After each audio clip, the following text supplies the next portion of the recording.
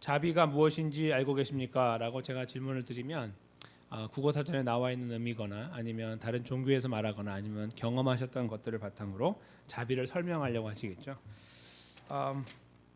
보편적으로 이렇게 말씀 속에서 다른 종교와 비교하는 것은 좀 쉬운 일이 아니고 좀 조심스러운 일인데, 제가 저희가 좀 가장 근접해 있다고 하는 천주교에서 그 프란치스코 교황이 했던 자비에 대한 표현을 잠깐 빌어와서 설명을 드리겠습니다. 2018년 9월에 그가 산타 마르타 그 집 경당에서 아침 미사를 접전하면서 그리스도인이란 이런 거다라고 하는 것을 이제 그 피력했던 내용 중에 자비가 나옵니다. 그런데 그가 표현했던 자비는 이런 것이죠. 그가 이제 사용했던 성경 말씀은 누가복음, 우리 성경을 하면 누가복음 6장 27절에서 38절인데, 거기에 이제 소위 자비하심에 대한 내용이 나와요. 저도 오늘 그 부분을 인용하려고 가져왔지만, 그래서 거기에서 하나님의 자비하심을 설명하면서 자비를 우리도 해야 된다라는 이제 그 골자로 설명이 되는데, 이런 표현을 가져요. 그 우리가 걸어가는 걸음 속에서 있잖아요. 우리 스스로가 이 자비함을 이렇게 노력을 통해서 해야 된다. 그러니까 스스로 우리가 자비한 사람이 되도록 해야 된다. 이런 내용이에요, 골자가. 그러니까 하나님의 자비하심에 대한 이제 구체적인 설명보다는 자비라는 그냥 일반적인 설명, 좀 뭔가 누구에게 베풀고 사랑하고 용서한 이런 어떤 개념의 이야기를 하시면서 그냥 그것을 추구해야 된다, 노력해야 된다, 이런 어떤 인간의 노력 쪽에다가 이 자비의 무게를 이렇게 실어서 설명을 이제 하고 계십니다. 그리고 하지 못하게 될 때는 우리가 사탄의 자녀처럼 사는 거다. 이렇게 해서 보편적으로 이 천주교가 가지고 있는 이 흐름은 인간의 어깨에다가 말씀의 무게를 올려놓는 건데, 여기서도 이제 어김없이 이제 그런 모습을 갖고 있는 거죠. 제가 비난하는 말씀을 드리는 것이 아니라 이제 원래 그렇다는 거예요. 원래 그렇거든요. 그래서 우리의 어깨 위에 문제가 있는 거죠. 그래서 구원의 문제가 결국은 예수 그리스도께 전적으로 맡기는 것이 아니죠. 엄밀하게 따지면. 그래서 자비를 우리가 이루어 나가는 것이 얼마나 중요한가에 대한 내용을 이제 그게 그리스도인이 걸어가는 걸음이라는 것을 골자로 설명해서, 이제 미사를 아마 다 참석한 사람들이 나올 때는 어깨가 굉장히 무거웠을 거다 생각이 들어요. 그것이 이제 그 천주교에서 표현하고 있는 자비라는 거죠. 즉 사람들 앞에 그냥 일반적으로 보이는 자비함이라는 어떤 여러 가지 의미의 자비를 우리가 행해야 되는데, 왜냐하면 하나님 우리에게 그렇게 자비하셨기 때문인데, 그것을 우리가 스스로 열심을 다해서 해야만 한다. 이것이 이제 하나의 그 강조점이 됐습니다. 그러니까 맞는 말씀이죠. 네, 맞는 말씀인데 무겁습니다. 그렇죠? 좀 다른 쪽에서 제가 좀 말씀을 드려볼까요? 사실 한국에선 자비라는 단어가 기독교적인 용어라기보다는 불교의 용어예요. 그렇죠? 많이 들어보셨죠? 불교에서 이제 그런 자비라는 말을 쓰잖아요. 그 자바합경이라고 하는 책이 있어요. 이제 불경이죠.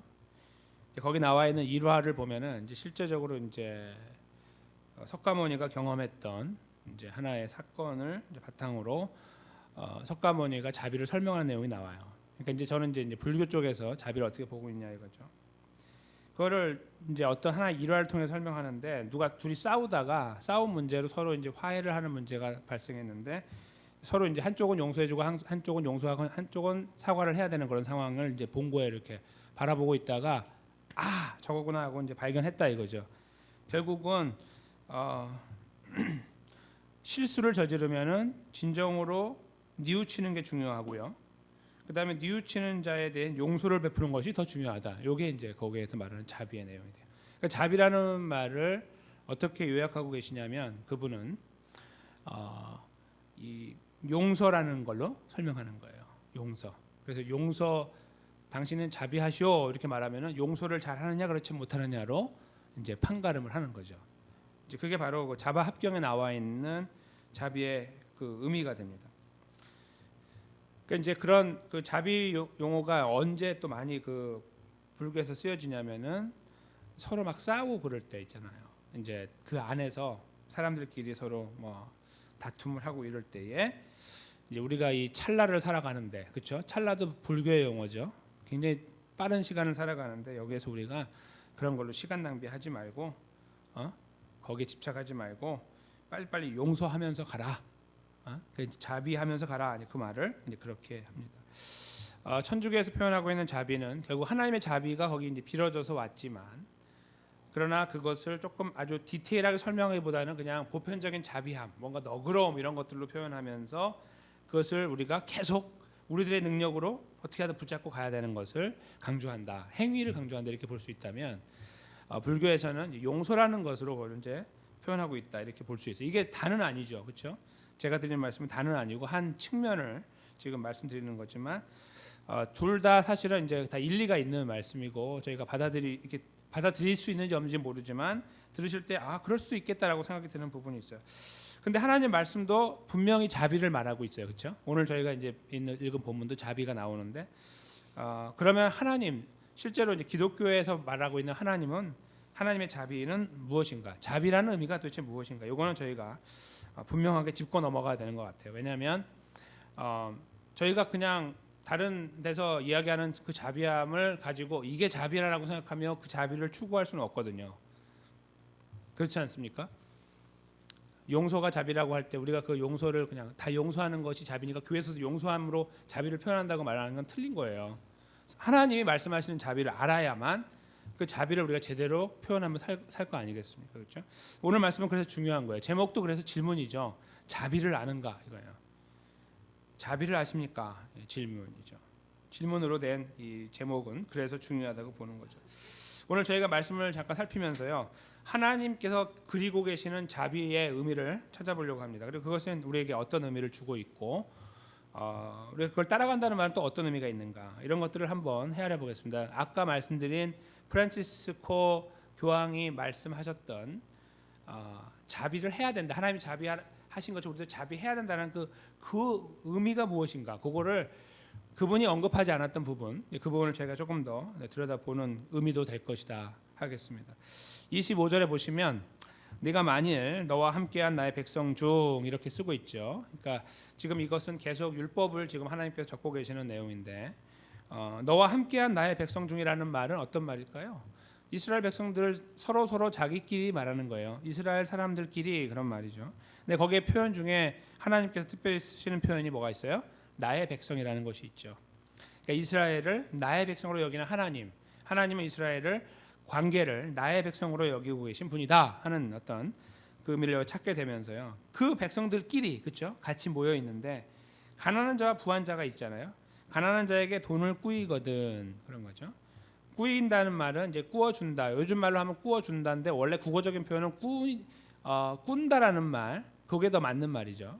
근데 이제 여기서 꾸이거든, 꾸어주거든 이렇게 되는 거죠. 저희의 의미로 보면 너는 그에게 체주같이 하지 말며 별일을 받지 마라 이렇게 설명하죠.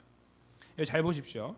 돈을 꾸어주면 그에게 체주, 즉 돈을 빌려준 사람이기 때문에 이제 빌려준 사람의 그 역할을 하지 말고, 그 역할은 별리 곧 이자를 받는 것인데 그것을 받지 말아라 이렇게 쓰고 있죠. 이 부분은요 이런 말씀하시는 것이 아니에요. 뭐냐면 서로 동등한 사람, 서로 비슷한 사람이에요. 다 그냥 입에 풀칠은 해요. 그리고 그냥 사는 사람이라고 할 때는 달라요. 이거는 다른 사람, 가난한 사람들에게 해당되는 말씀이에요. 그러니까 저희가 이렇게 그래도 25절을 말씀을 이해하면서 그 앞에 가난한 자라는 것을 생략하시고 돈을 꾸우면은 체주같이 별일을 받지 말라고 그랬는데 교회에서 누가 이렇게 이자를 받습니까? 이건 틀린 말입니다. 명백하게 그 구별을 잘 하셔야 되죠. 그러니까 저희가 정말 가난한 사람, 여기 이제 가난한 사람이 어떤 사람이 나와요. 근데 가난한 사람을 볼 때에는 그렇게 하도록 하나님께서 이렇게 가난한 사람을 보호하는 법을 만들어 놓으신 거지만, 실제로 그러면은 이자를 얼마를 받습니까는 성경에서 언급하지는 않지요. 그렇죠? 그래서 잘 모르지만 이 말의 의미는 다른 말로 뒤집어 보면 가난한 사람하고 거래하지 않을 때는 이자를 받아도 된다 이 말이 되는 거예요. 그러니까 저희가 이렇게 큰 돈을 빌려주고 이자를 받는 이런 문제를 교회에서 금하는 거는 옳지 않습니다. 그리고 그것 때문에 이민 사회에 문제가 많이 발생하죠. 야, 뭐 교회 장로인데 이자를 받더라고. 막 이러면은 틀린 말이라는 거예요. 그 사람이 어떤 사람인가에 따라 다른 거예요. 그렇죠? 이게 참 중요하고, 그리고 사실은 그렇게 해가지고 막 도망가잖아요.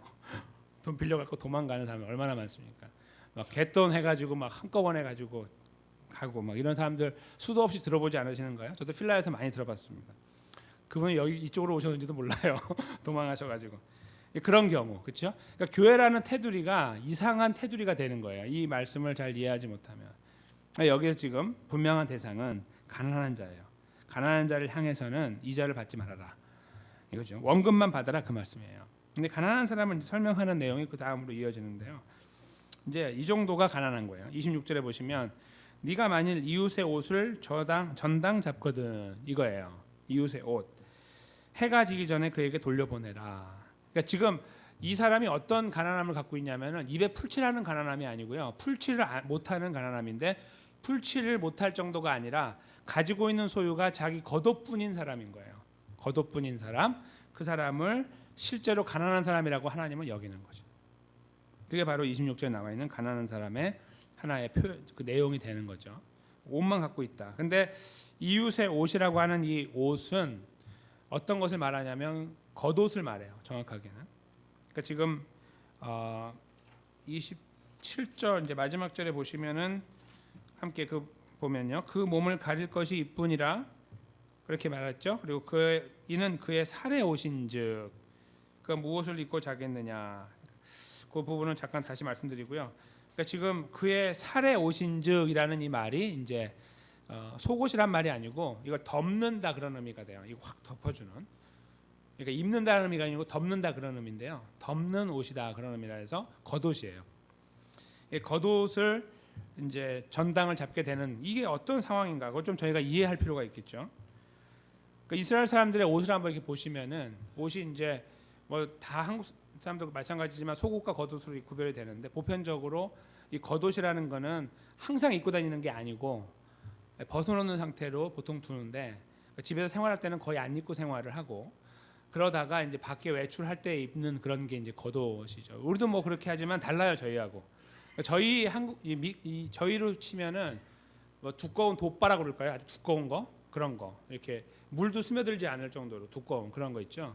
저희가 거의 요즘에 안 입잖아요. 이제 차 타고 다니고 뭐 이렇게 요즘 특별히 더 덥고 겨울인데도 이럴 때는 이제 입지도 않는 그런, 그게 이제 겉옷이라고 보시면 돼요. 특별히 이제 이 히브리어에는 이 겉옷이라는 것이 4가지 정도 나오는데, 여기 오늘 본문에는 캐수트라는 말이 쓰여졌거든요. 캐수트. 또 심나라는 말도 쓰이고, 이 2가지가 이제 다 같은 말이에요. 덮는다, 가린다, 위에를, 이제 그런 것들인데, 이게 아까 말씀드린 것처럼 입는다라고 표현하지 않고 덮는다라고 표현하는 것이 참 중요한 것 같아요. 저희가 이불을 입고 잔다 그렇게 표현하지 않고 이불을 덮고 잔다 그렇게 표현하잖아요. 그러니까 여기서 왜 이 사람들은 겉옷을 덮는다라고 표현했을까? 이걸 이제 연상하시면 되겠습니다. 그렇죠? 덮는다라는 그런 의미는 이제 아까 27절에 잠깐 저희가 보았지만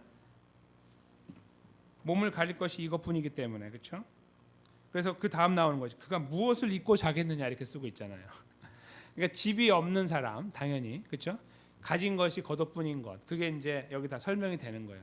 지붕이 없는 곳에서 자야 되는 사람인 경우, 이제 그에게 남은 유일한 생명의 생명 부지의 수단은 이제 겉옷뿐인 거죠. 그런데 실제적으로 이스라엘 사람들이 이 겉옷을 만들 때 특별하게 만들어서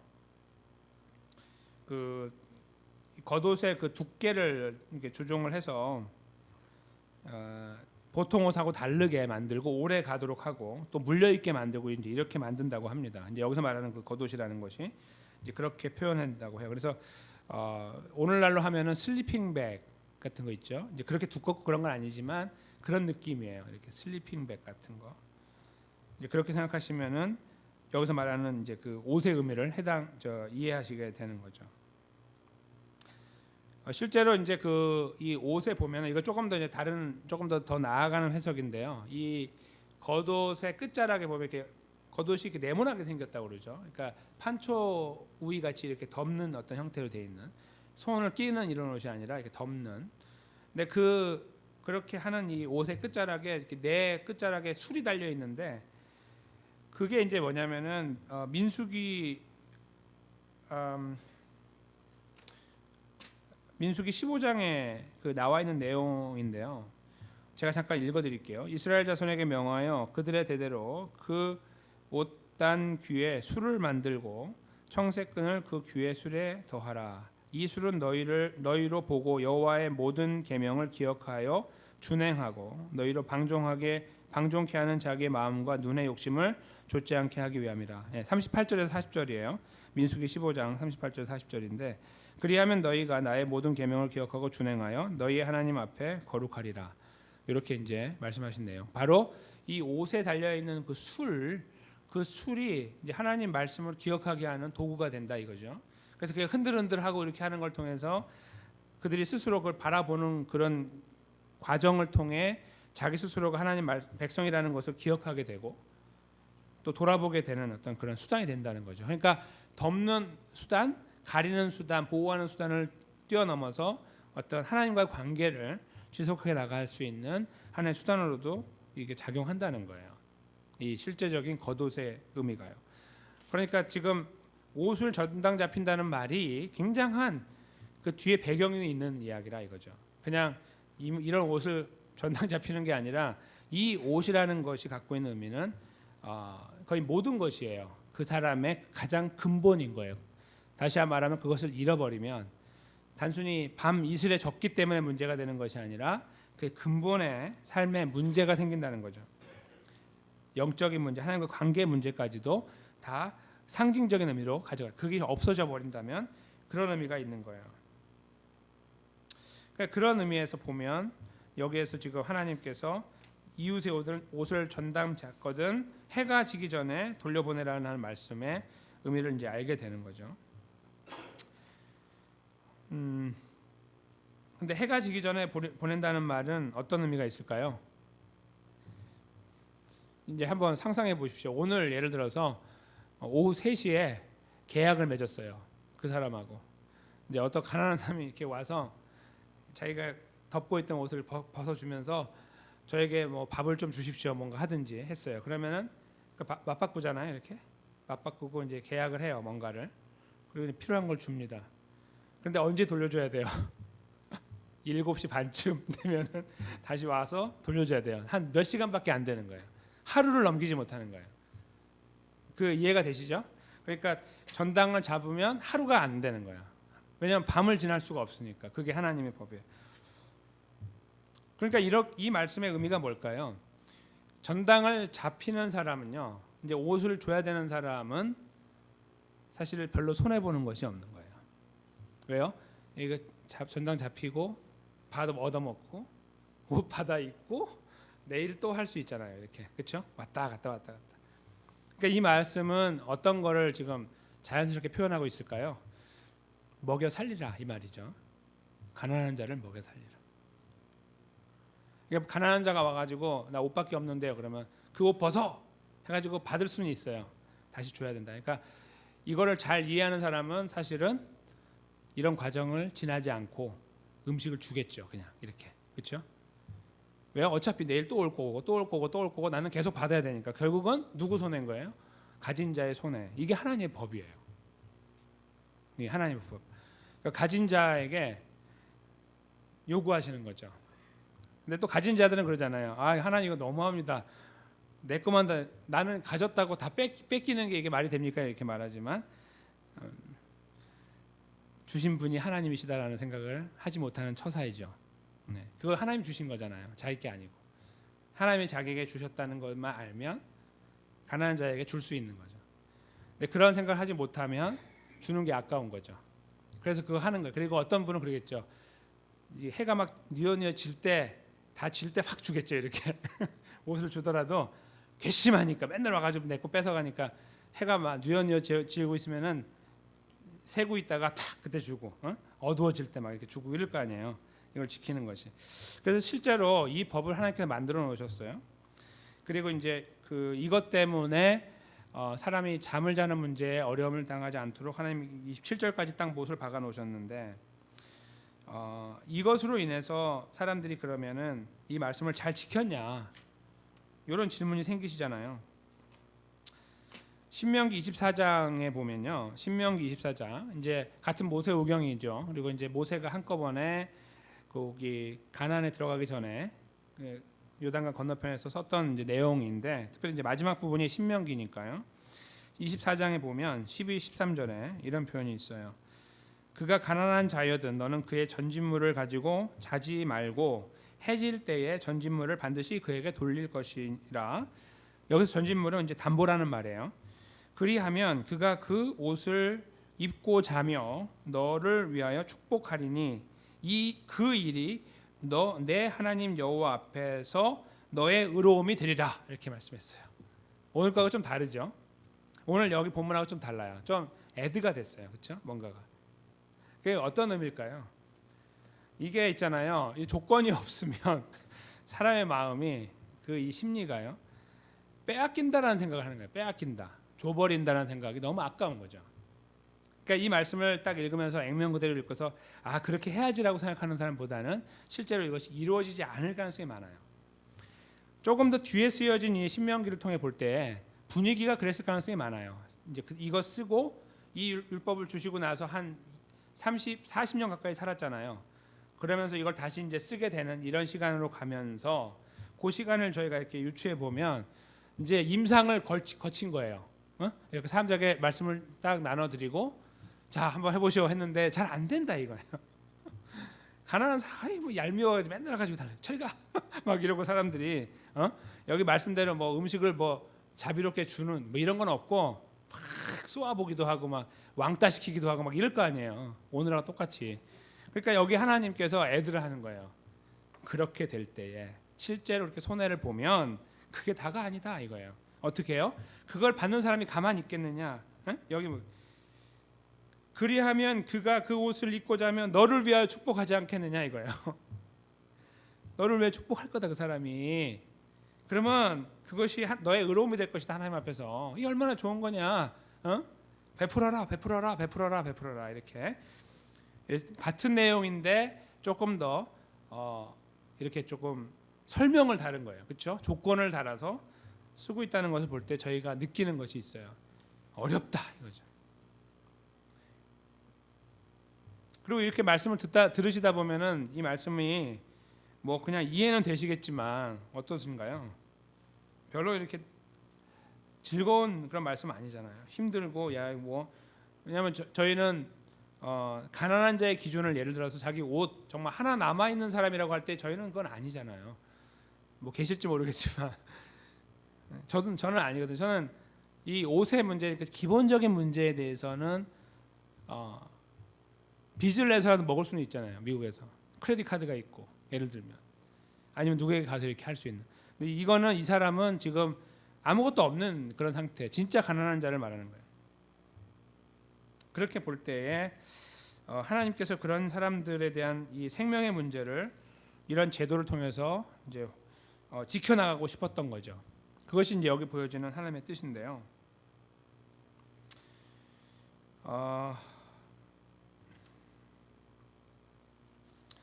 그 제일 마지막 부분에 잠깐 보시면은 이제 오늘 그 본문의 27절 제일 마지막 부분에 보면 그가 무엇을 입고 자겠느냐라는 다음 보세요.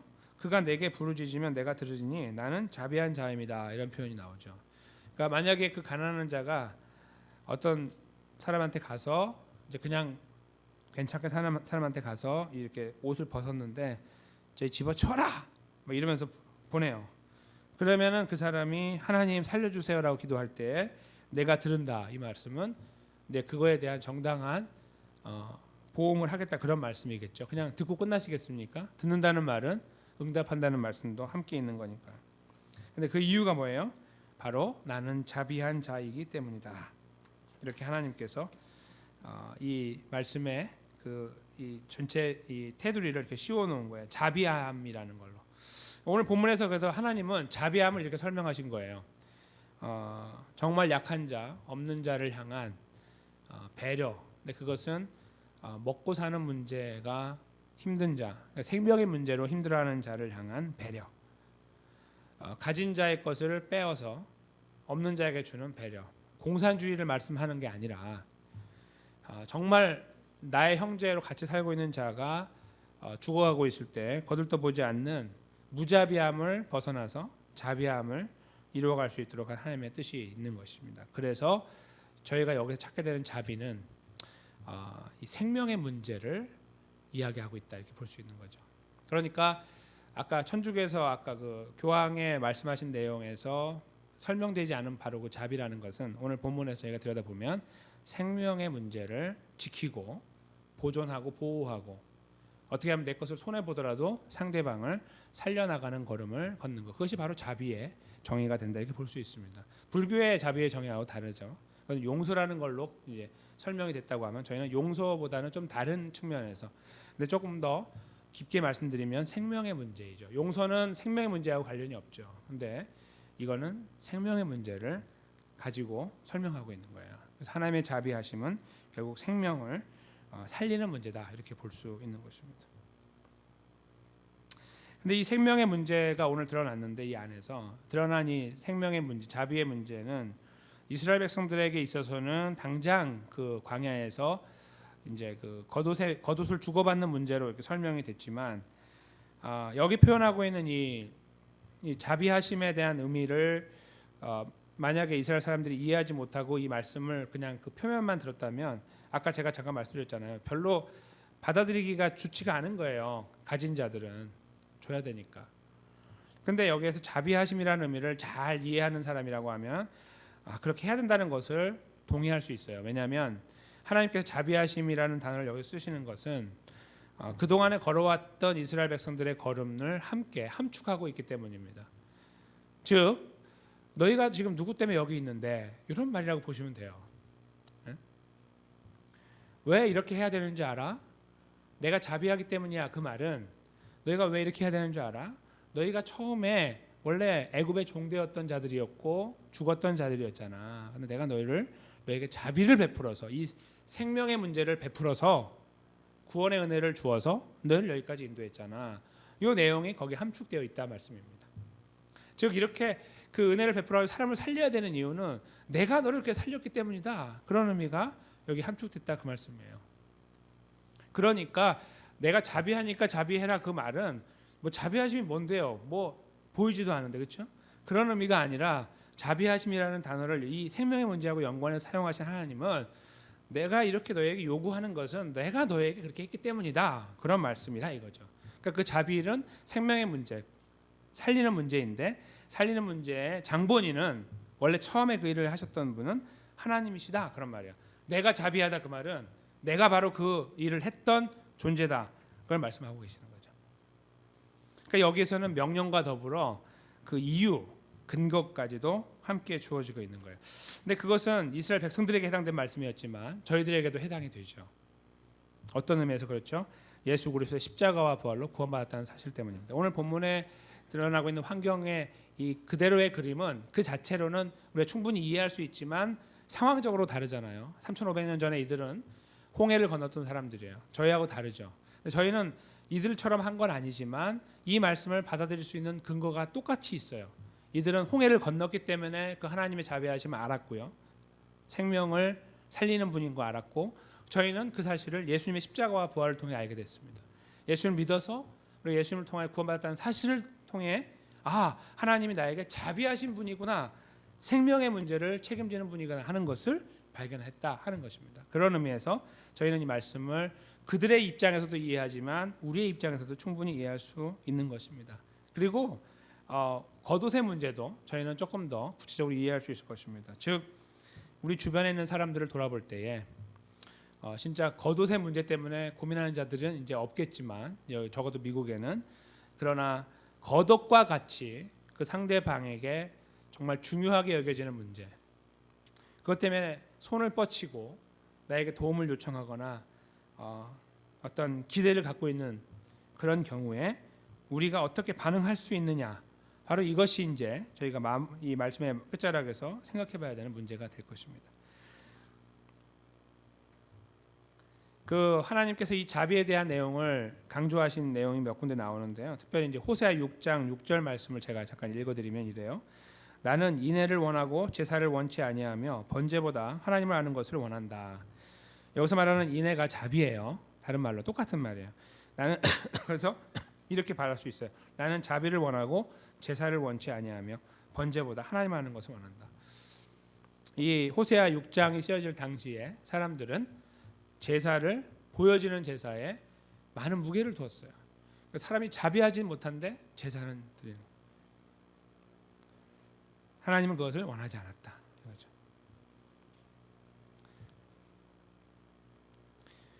그리고 나서 예수님께서 누가복음 6장 36절 아까 그 프란치스코 그 교황이 말씀으로 읽고 설명했던 부분 충분하게 설명한 건 아니지만 거기 나와 있는 6장 36절이 이렇게 기록되어 있어요.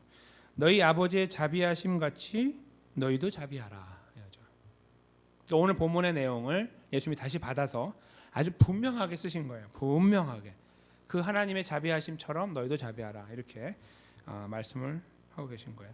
즉 자비라는 것은 제사와 맞바꿀 수 있을 거고 더 중요한 거예요. 다른 말로 바꾸면 어떤 의미일까요? 제가 열심히 예배 나와서 예배를 드리고 여기서 직분을 받고 교회 섬기고 뭔가 일을 해요. 제가 목사로 살아가요, 저처럼. 근데 자비함에 대한 고민이 없어요. 예를 들어서 그 문제가 있다는 거죠. 구원받지 않았다는 말씀이 아니고 문제가 있는 거예요. 하나님의 자비하심에 대하여 더 깊이 생각해야 되는 거예요. 과제를 가지고 숙제를 가지고 그 자비하심을 알고 이해하고 받아들이는 사람은 그렇게 살아서는 안 되고 살 수도 없는 거죠. 그런데 만약에 그렇게 하고 있다면 그러니까 그 아까 거기서 내가 자비를 원하고 제사를 원치 아니한다는 하나님 말씀을 귀담아 들어야 된다는 것입니다. 여기서 드려지는 이런 것들은 사실은 그런 분들에게는 어떤 의미에서 종교 행위가 되는 거예요. 예배가 아니고요. 종교 행위. 다른 종교에서 하는 것처럼 하는 행위와 다르지 않을 수 있다는 겁니다. 하나님 앞에서 예배할 때마다 그래서 저희는 눈시울이 붉어져야 되는 거예요. 왜냐하면 저희가 자꾸 잊고 사니까요. 그 자비하심을. 근데 이런 말씀을 들을 때는 이렇게 이런 말씀을 자주 듣는 것도 아니잖아요. 그렇죠? 매번 오실 때마다 자비하시라고 말씀을 듣나요? 그렇지 않고 다른 것들을 듣잖아요. 그러니까 이렇게 말씀을 들을 때마다 아니면 어떤 예배를 드릴 때마다 하나님의 구원에 대한 문제를 깊이 생각할 수 있는 기회가 필요하다는 겁니다. 오늘도 특별히 그런 거죠. 저희가 정말 하나님의 자비하심을 이해합니까? 자비를 아는가? 오늘 제목의 앞에서 저희가 난 압니다 이제 라고 이렇게 쉽게 말씀을 하시더라도 그 다음에 따라 나오는 숙제는 뭐냐면 그러면 어떻게 자비를 아신 대로 살아가십니까? 라고 물을 때 저희가 그 질문 앞에서도 조금 더 진지해질 수 있어야 된다 이 말씀이죠. 그것이 아니고 그거는 별개죠. 왜 자꾸 그런 걸 꼬치꼬치 물으세요? 안다면 넘어가는 거지. 이렇게 말씀하실 게 아니라는 거죠. 이거는 저를 향해서 먼저 제가 해야 되는 말씀이에요. 저를 향해서 저 스스로가 자비를 아는가 이거예요. 제가 물어야 되는 거예요. 너 진짜 자비 알고 있냐? 이렇게.